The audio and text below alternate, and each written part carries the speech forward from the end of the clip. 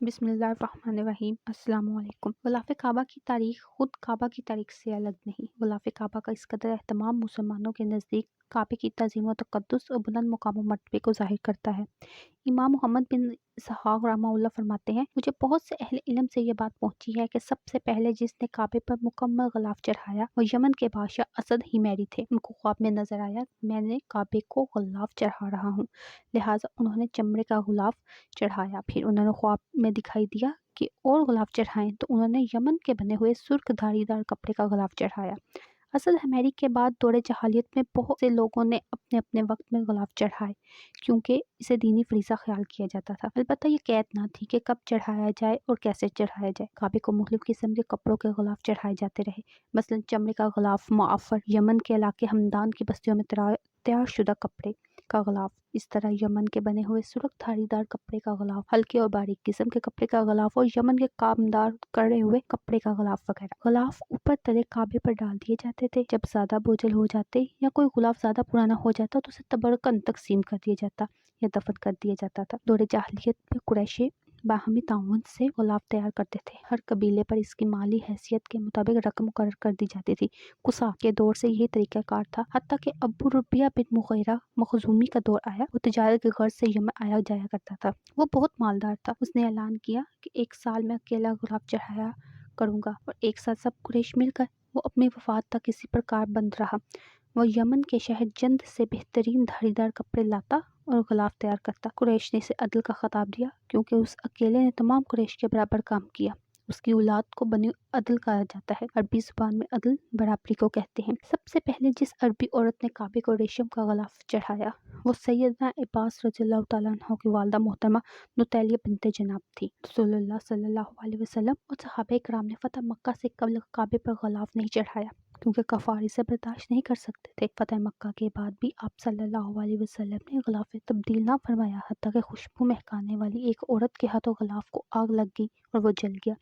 پھر آپ نے یمنی کپڑے کو غلاف چڑھایا۔ پھر سیدنا ابو بکر، عثمان، عمر رضی اللہ تعالیٰ عنہ نے باتی کپڑے کے غلاف چڑھائے۔ امیر معاویہ بن ابی سفیان سال میں 2 دفعہ غلاف چڑھاتے تھے، عاشورہ کے دن ریشم کا اور رمضان المبارک کے آخر میں کباتی کپڑے کا۔ کعبے کو ہر سال 2 غلاف پہنائے جاتے تھے، ایک ریشمی، دوسرا کباتی۔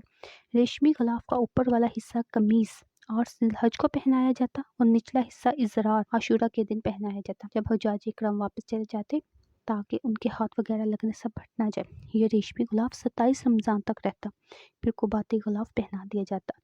مامون کے عہد میں 3 غلاف پہنائے جاتے تھے، 8 ذی الحج کو سرخ ریشمی غلاف، 1 رجب کو کباتی اور 27 رمضان المبارک کو سفید ریشمی۔ اس کے بعد خلیفہ ناصر الدین عباسی 682 ہجری نے پہلے سبز رنگ کا پھر سیاہ رنگ کا غلاف پہنانا شروع کیا۔ اس وقت سے آج تک سیاہ رنگ کا غلاف ہی پہنایا جاتا ہے۔ 656 ہجری میں عباسی خلافت ختم ہونے کے بعد سب سے پہلے 659 ہجری میں جس یمنی بادشاہ نے غلاف کعبہ پہنانے کی سعادت حاصل کی وہ ملک مظفر تھا۔ اس کے بعد وہ شاہان مصر کے ساتھ مل کر باری باری غلاف پوشی کرتا رہا اور عباسیوں کے بعد سب سے پہلے 661 ہجری میں جس مصری حکمران نے غلاف پوشی کی کوشش کی وہ ملک ظاہر بیبرس بند قادری تھا۔ 751 ہجری میں مصر کے بادشاہ اسماعیل بن ناصر محمد بن قلوون نے کعبے کے غلاف کے لیے ایک مخصوص وقف قائم کر دیا۔ وہ ہر سال 1 دفعہ سیاہ غلاف کعبہ کے لیے اور 5 سال بعد روضہ نبوی کے لیے سبز غلاف بھیجتا تھا، لیکن خدیو محمد علی نے 13ویں صدی ہجری کے اوائل میں یہ وقف ختم کر دیا اور غلاف سرکاری خرچ پر تیار ہونے لگا۔ ترکی کے عثمانی خلفاء نے کعبے کا اندرونی غلاف اپنے ذمہ مخصوص کر لیا تھا۔ 810 ہجری میں کعبے کے دروازے کے لیے ایک الگ منقش پردہ تیار کیا جاتا جسے غلاف کا برقع کہا جاتا تھا۔ یہ 816 ہجری سے 818 تک موقوف رہا مگر 819 ہجری میں پھر شروع کر دیا گیا اور اب تک یہ پردہ بھی غلاف کے ساتھ ہی تیار کیا جاتا ہے۔ ملک عبد بن عبدالعزیز عبد الرحمن آل سعود نے حرمین شریفین کی خدمت کی طرف بہت توجہ دی۔